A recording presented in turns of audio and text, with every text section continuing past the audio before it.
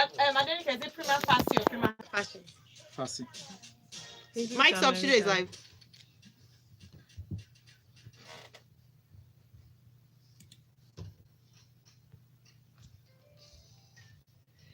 Good morning, Lagos. Thank you very much for staying tuned here on Smooth 98.1. I'm Ayo Myra, and it's time for Freshly pressed 981. My name is Valentine Ohu. Welcome, Lagos. Join the conversation by sending us messages through WhatsApp 0809 444 0981. That is the WhatsApp number.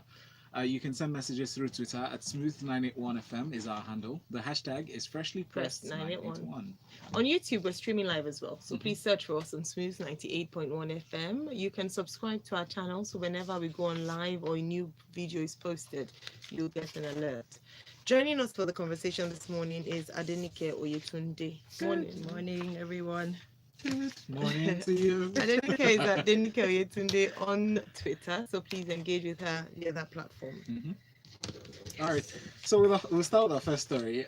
As you would guess, well, your guess is be as good as mine. We're still talking tax. From Premium Times, President Muhammadu Buhari has directed the Federal Executive Council to deliberate on the Steve Oronshai report on reform of government agencies to guide its public service reform.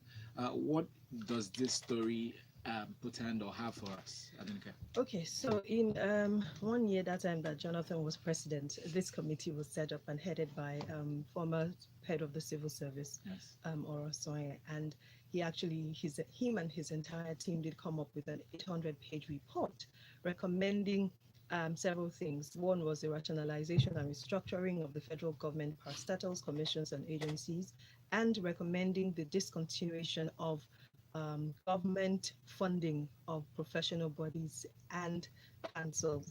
Now, like I mentioned earlier, it was set up under Jonathan's administration. Unfortunately, the report was not submitted during the administration and on and on. Now, the commission had, I beg your pardon, the committee had recommended reduction of statutory agencies of the government from 263 to 167. And this was primarily to reduce or work on the cost of governance in Nigeria, which we all know is, It's high. Exactly, it's really high. Now, I'm going to read a part that's out of that. It's the Director General of the Bureau of Public Service Reform, Sasuke Arabi, disclosed in an interview that PBSR is awaiting the approval of the federal government for the full implementation of this. And they claim that there's an ongoing reform, and this is what they're hoping that the federal government will stick and adhere. And when it passes it on for them to do this, because some of the agencies have been recommended to be scrapped or merged, and quite a number of them have existing laws that establish them, and you can't just wake up one morning and just scrap them. So it means that there have to be legal backing, being the laws and whatever else it is that they're going to do about it.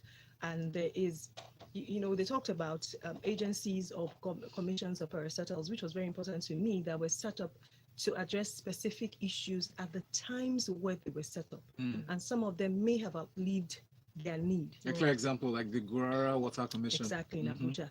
It was set up when there was water issue in Abuja, and now everybody is, the claim is that there is substantial supply of water in Abuja, and for that particular reason, they have to scrap it. And in the report, they talked about new media and the need for us to look at that, blah, blah, blah, blah. I like it. I'm hoping that we can all put it, well, when I say we, I see what I'm going to be there. Well, I'm hoping that the authorities that will come together and ensure that whatever agencies, parastatals, or commissions will be scrapped are the ones that have outlived. And if they're going to merge, they must merge. So there is no duplicity of functions. Exactly. Thank you. Excellent. Let's move to this next one from the Vanguard newspaper. The headline reads, it's a form of breaking news. Nigeria pulls out of Economic Forum, World Economic Forum, that is, in South Africa. There's word that one of the aspirants attended regardless, but they pulled out not just Nigeria, Democratic Republic of Congo, Rwanda, and Malawi. Some presidents to note: Paul Kagame of Rwanda, Felix Tshisekedi of Democratic Republic of Congo, Peter Mutharika of Malawi. They've all withdrawn from the event. Take us through this. Most of the West African countries or African countries are coming together on this. Well, Yeah. The federal government again condemned the attacks, and I remember that a lot of people were shocked that we had not gotten anything concrete yet from either the president or the vice president, and somehow ambushed, and then Prof just blew grammar. I personally did a prayer, and I remember telling a friend that it might not matter that I have unfollowed Oshibajo's Twitter handle, Instagram handle, and I'll tell you why. Yesterday morning, we woke up to the handlers posting stuff about what he had to do on the day before in Kaduna State Education and all of it, and I felt it was grossly insensitive. And if you would insult my sensibility, then I'd rather not give you the liberty to do it, because my clicking follow means that I am the one who agrees to follow. And, you know, I read quite a number of comments that it just felt like the way it was just insensitive. And now when we found out that Oshibajo was, you know, not going to attend this, knowing that he was supposed to represent the people and government of Nigeria, he was like, yeah, you're right, you guys. But it's good news that they're not going. Okay, so some people have challenged that actually, that is it good news or not? Now, this is the case.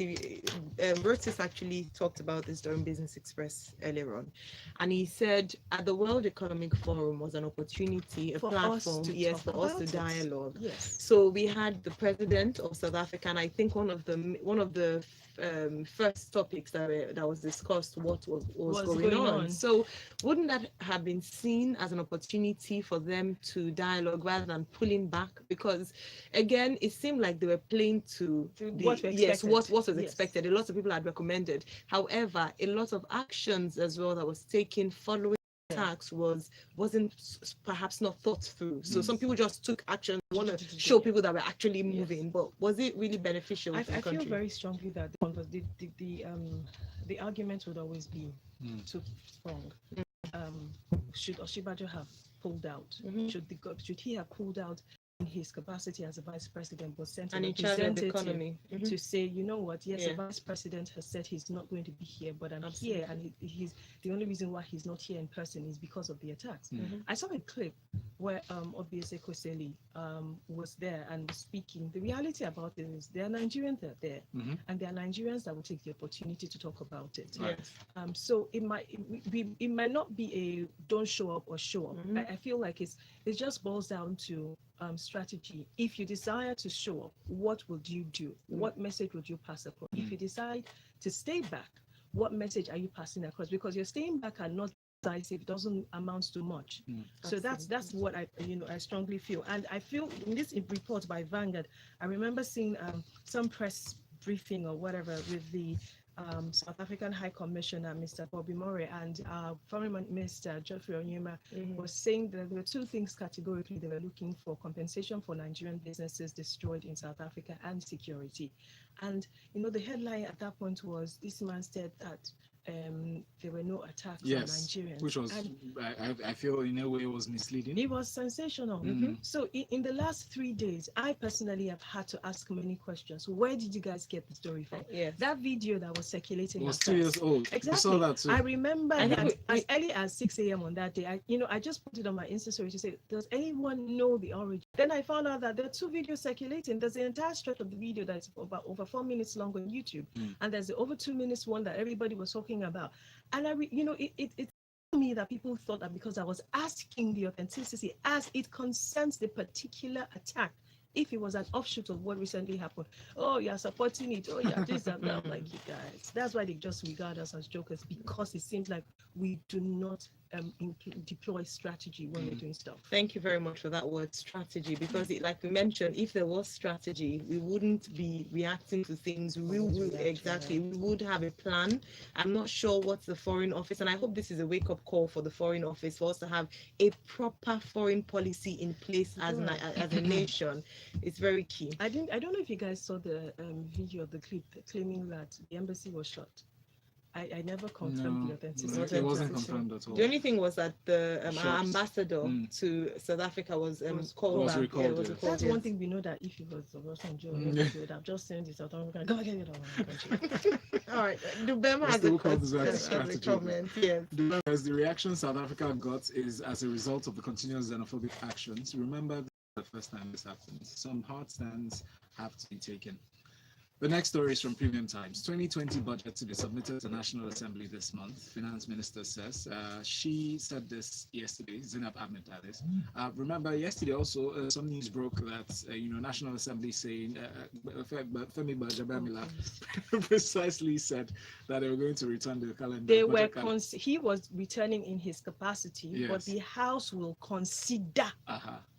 But now the finance minister has confirmed that they are going to send it to the National Assembly this month. They are currently consulting the agencies and ministries. The fact that they are sending it this month doesn't mean that they are going to work on it this month. It just feels like, oh, these are the things that we received during. But at least they are starting early.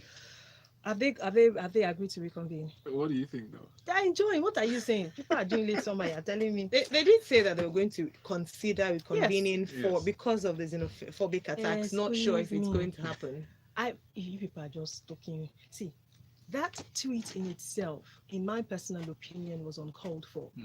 If Femi Gbajabiamila, in his capacity as an individual and then the speaker, desires that he wants to return, all he should have done is, hey guys, I'm returning. Do not give us a vacation. So they will consider it. It feels like you are doing me a favor. And the reality about it is they fail to realize. Let's just go to Premium Times. The federal government, like you mentioned, what's her name? Zainab Ahmed had highlighted that 11 economic priority areas were going to be given by this administration with the 2020 budget. And I would like to really run through some of them. She said that economic priority areas, said the economic and governance reforms will focus on macroeconomic stability through coordinated economic, monetary, fiscal, and trade policies, fight against corruption and improved governance, enhance investment in fiscal infrastructure, human capital development to spur job creation and economic growth, improved health, education, productivity for Nigerians. When she was talking about this, she also did mention that they are also seeking a well-structured approach towards external financing to maximize the benefit of a government-driven economic donor coordination mechanism to Nigerians. What it just means is that the government has set up a donor coordination unit to be chaired by her with the Minister of State, Budget and National Planning, and to develop a roadmap towards setting up a multi-donor trust fund to be managed by the World Bank, which will pool donor funds to enhance transparency and accountability. She also did mention that the government had made some progress in coordinating aid in specific areas such as the northeast part of Nigeria through the social investment programs. She highlighted the success of, like I mentioned, the multi-donor funds. She has mentioned that they are going to ensure that this is done. And again, we know what our budget year is like in the country. And the 2018, we're talking about it downstairs. Usually May, June is when we usually get it. And now if they're claiming that, what are we in September. And they're sending for 2020. So give or take 3 months. Yes, let's have gone by, let's hope that all the persons concerned, institutions and bodies can just agree before the end of the year. So bad as a bad, January we start to, the 2020 budget is blah, blah, blah. Because what you usually see that happens, and I remember that Cheta talks about it emphatically, is the fact that when another year has started, we are still existing and running on the previous budget. And I'm not sure if the federal government understands that at a point we're going to have to regulate that. And if this seems like one of the ways they want to, let's watch, fingers crossed, and see how that pans out. All right, we have some comments from our first story, first and second story. Ihiani from Ojo says, kudos to President Buhari for considering the implementation of Steve Orasaye report, as it would go a long way in reducing the federal government's recurrent expenditure. Thanks, Ihain. Lolu says the xenophobic attacks have happened intermittently for the past few years. So I'm not sure what else they would dialogue about had they gone for the WF. The time for dialogue is over. Now it's time for difficult but necessary actions. Hard stands. Thank you for that message, because that links us to the next story from Premium Times. Adinika, we're back to talking about xenophobic attacks, especially looking at the interests or concerning the interest of Nigerian citizens in South Africa. A certain airline, Air Peace, has volunteered to send an aircraft to South Africa to bring back Nigerians willing to return. Hence, the Nigerian government has advised its citizens to inform their relatives and say, brothers and sisters, please come together, take advantage of this free return trip. Would you want to come back if you were in South Africa? Why not? Because come back to what? Mm-hmm. But when you look at it, you realize that the safety of your life first, and then every other thing can follow. This story says that, well, the attacks have been targeting foreigners of African descent, and the Nigerian government claims that no Nigerian life has been lost. And not sure whether to say grateful, thankful, because 5 lives have also been lost. But long story short, no Nigerian life has been lost. Again, Geoffrey Oyema is stating here in this report that there are just 2 or 3 things that the government wants. One is compensation. One is security, adequate security for Nigerians. And I reading this, I actually did ask myself, how would I call my cousin or my brother? Brother, there's free ticket or free trip. Come back home. Wouldn't I say, do you have friends in other parts of South Africa where you can move to theirs until the whole thing eases out? If you don't have, because quite honestly, some people don't have people they can run to, because people that they know are usually the first 6 degrees of that circle. And where that's a reality, it only portends that in that instance, such people have to come back home to safety. But in the longer run and in the larger picture, it is not a sustainable approach. I'm just hoping that the federal government understands that this is a fire brigade first aid approach, where if we bring them back, where are we taking them to? Where are we putting them? Where would we house them? What will we do with them? When do we intend that they can go back to South Africa? When everything has doused, will we be giving them a free trip back to South Africa to pick up the reins of whatever else they might find of their lives? So there are many questions that I personally have, some of which I just mentioned. But first, safety. If you're in an area like that where you have nowhere else to run to, it's only wise that you come back home. We know that a lot of people, when they travel abroad, for shame at the fact that they've not been able to amass a lot of wealth in comparison to what people think that they have, a lot of people run away from their relatives here. So if they're coming back home, doesn't mean that people might come back home and their relatives will not find out because of that sad reality. Who knows? Right. So saying God bless Air Peace for their offer, but then coming back to Nigeria, what plans do government have for them? I hope they're not coming to sleep under the bridge. Exactly. They said they're sending this aircraft tomorrow, 6th of September. Exactly, to evacuate Nigerians who wish to return free of charge for very essential questions, social security, safety nets, anything like that. What the jobs that they have to meet. But anyway, let's move on to the next. All right, let's move. It will be interesting to see the flight coming and how many people. Relatives in SA? Yes. I have people. I know people in SA. I said I was asking Otis the same thing. That what's the condition?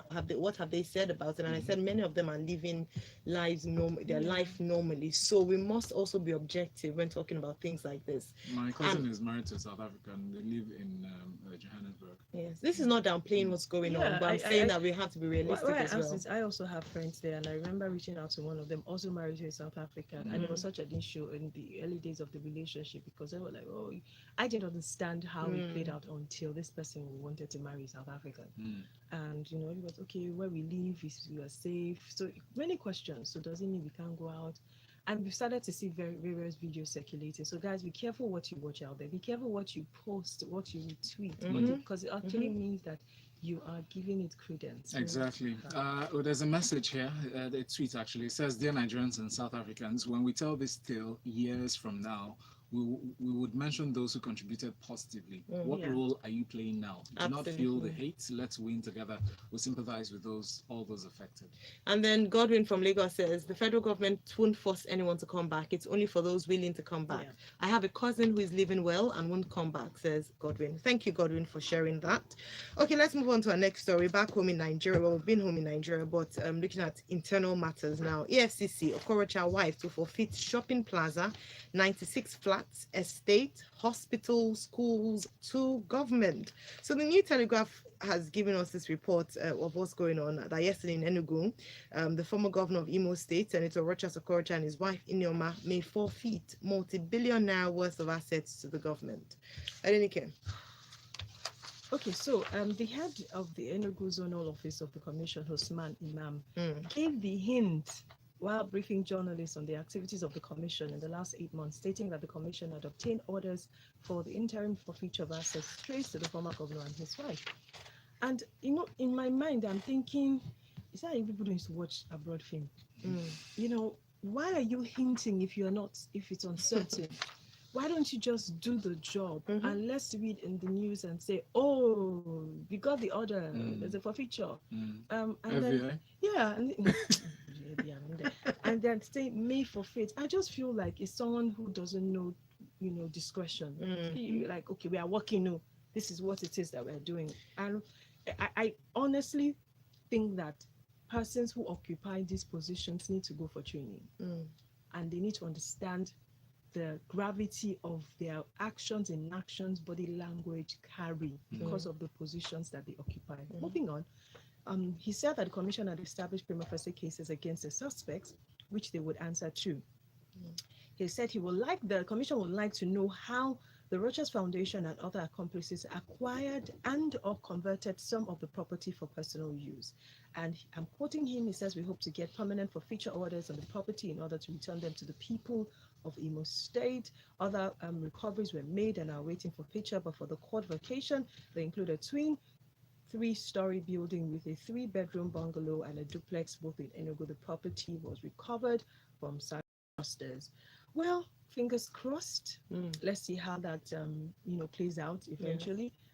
It will pain me if at the end of the day the court does not have sufficient reason to grant this order. It just means that this guy just I can understand your skepticism, Adenike, because we've seen in the past with cases regarding the FCC how we've had, we're going to do this, we're going to do that, and then nothing comes out of it, or they hint that, we're going to recover all this, and then they present it before the courts. The case is thrown out for lack of sufficient evidence. And you're talking about training some of these personnel. Is it the personnel or the EFCC as a whole that needs to have some policy guide for communication? The personnel are a part of the EFCC. So once you start to train the individuals, we fail to realize that individuals make institutions. And until you invest in individuals, the institutions, even if they exist, what structures exist, will not see to the full running and effective and efficient running of these institutions. Yes. So I am of the opinion that you must invest in these individuals first. And then whatever investment that you put starts to translate into the better good and better day-to-day running operations of the institution. It's Do they have a free pass for publications? I was going to say that you have to have because these publications are paid for, right? Should be.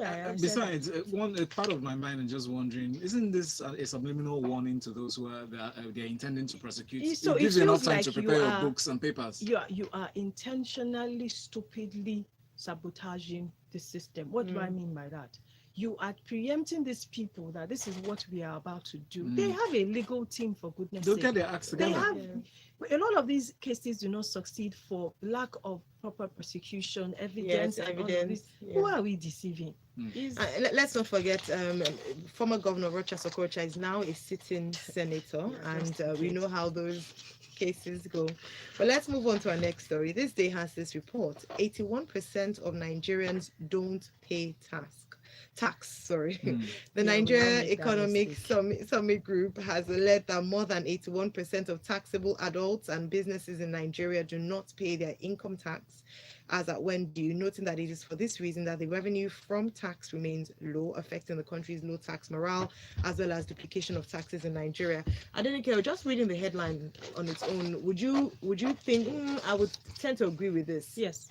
Okay. I will, because their claim is that the figures they have, only about 20 million Nigerians are registered taxpayers in the country.